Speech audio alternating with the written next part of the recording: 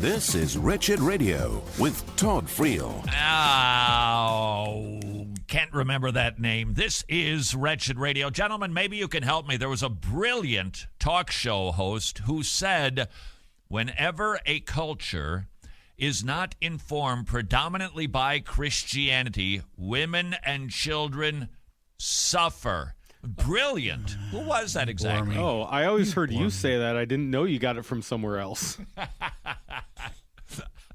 I must have, because it's a pretty smart observation, and I had to have ripped it off, but that is the reality, and we see it over and over and over again. Men are brutes. Might makes right in our world. We're stronger. Please don't take it from me. Ask Martina Navratilova. Men are just stronger, and we will use that might to command obedience, to indeed subjugate, to indeed treat poorly. That is the heart of the man who is unregenerated, but the one who is in Christ now has a different attitude. Image bearers, that's what women and children are, fellow image bearers, equal value. And equality, by the way, when it comes to equality of value, does not mean sameness. Yes, we are equal in the eyes of God, but clearly we're different. Yes, you can point to some women who can bench press more than, say, Tony can. Some.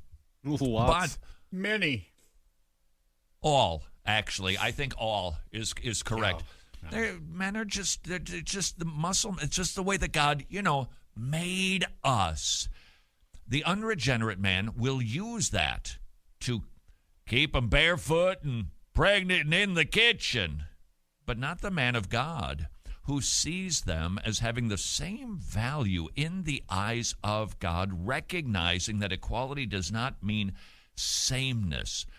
That is why, as we continue to see the fruit of a post-Christian Western civilization, women are going to take a shellacking, and so will children. And you are seeing it right now.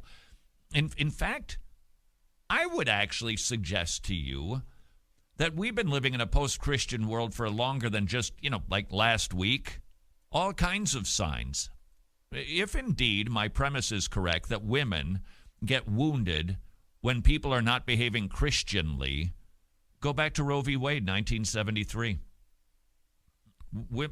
Women think that they got this right to do whatever they want to do with their bodies. How many women scarred? There's been 60 million abortions in this country.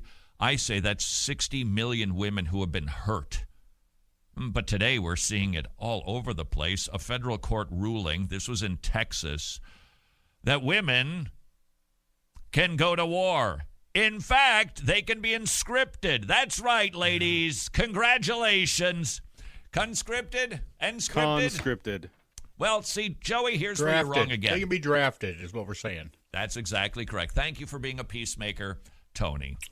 What I An did. all-male draft has been ruled unconstitutional by a federal judge in Texas, declaring the time has passed for debating the role of women in the Army. Is it? Says who? U.S. District Judge Gray Miller ruled that while historical restrictions on women serving in combat may have justified past discrimination, men and women are now equally able to fight. All right, sir, I'll tell you what. Why don't you ask your wife or daughter to step into the ring with a male of the same age, barefisted, and duke it out? They should be able to win at least half the time, right? So we'll do this 10 times, and if necessary, 11 for the tiebreaker, and let's just see if your wife and daughter are able to fight just like men. Honestly, this is my favorite part. This is absolutely my favorite part of the whole shebang. I was thinking to myself, what women were pushing for this? Now, I suspect that there are some, but to be drafted? What women? Like this ruling happens, and women are going, yeah! I'm pretty sure my granddaughters were pushing for that. No, daughters. No women would do that. And sure enough, the case was brought by the National Coalition for Men, a men's rights group that stated an all-male draft is unfair. Of course it was men who promoted this and pushed for this. Of course it was. What woman in her right mind would say, yeah, I love that idea. That's something that I really, really desire. Again, I suppose a few. Might argue it wasn't really men, it was males. Well, I don't even know that we can use that word anymore. No, I'm Joey. just saying I don't know that they qualify for the moniker men. Yeah, that is Definitely exactly not gentlemen. Yep. It's an act of wickedness, actually. Putting women on the front line of battle, drafting them. You will go to war. We will draft. We'll pick your number, and you will go. See, now Wow. as satire, that would be well done. Oh, In the old days, this would have been considered satire. not anymore. No, it's We are happening. living in a satirical world, and it's not funny. On Tuesday, the Senate approved an expansive military policy bill that would, for the first time, require young women to register for the draft. So it's not just a court in Texas. It's in the halls of power in Washington, D.C. They had surprisingly broad support among Republican leaders and women in both parties. Well, there you have it. When you put your trust in horses, chariots, and political parties, you're going to be disappointed. Now, that's not to suggest that there isn't any consideration in which party you vote for. Just as an aside, I think I'm going to be talking to Phil Johnson about this on Too Wretched for Radio. There is a push inside of evangelicalism to say there are other issues that are worthy of our consideration besides abortion. That there are other issues in our culture that are so bad they need to be addressed that it is understandable how some people would say it's okay to vote for a Democrat because of this social policy and forget about the life issue. Let me tell you something. That takes hold. You're going to see lots of big changes in this country. Women suffer. 2 transgender high school athletes, they're mopping the floor in Connecticut in track and field. The dominance of 2 transgender athletes has stirred resentment among some competitors and their families. No, you don't say. Who's going to suffer? Women, children. The first fellow said, I acknowledge that I'm stronger, and then many of her cisgender competitors, but says girls who are not transgender may have other advantages. Okay, here they are. Get ready for just a truckload of brilliance. One high jumper could be taller and have longer legs than the other, but the other could have perfect form and then do better. One sprinter could have parents who spend so much money on personal training for their child, which in turn would cause that child to run faster. In other words, they've got privilege in some areas. Well, we've got privilege now, too. We're actually men acting like girls. The second fellow said that she felt, a competitor had an unfair advantage. It should simply push her to try to improve. That's being mansplained right there. Wow. Here's a mom.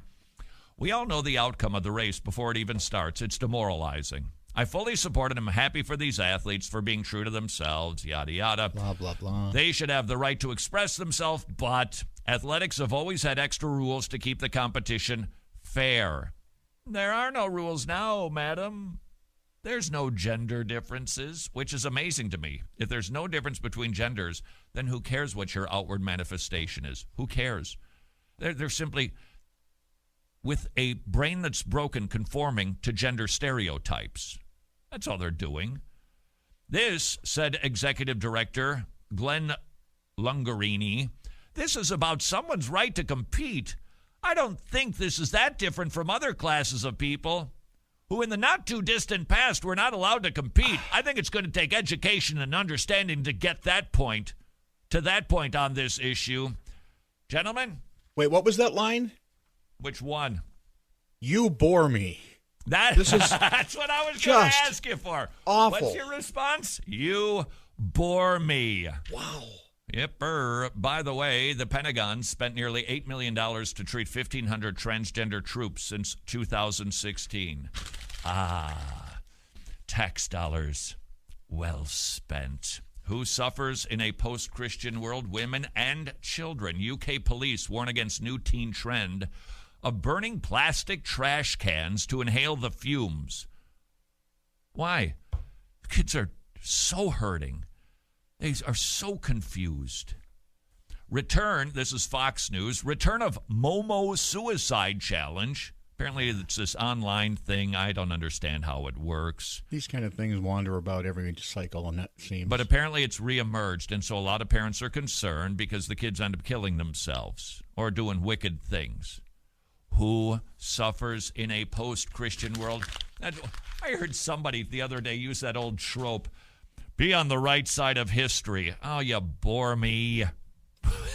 We've already seen the history. Women and children used to be treated poorly because of Christianity, treated well and rightly. Honestly, the right side of history. This is Wretched Radio.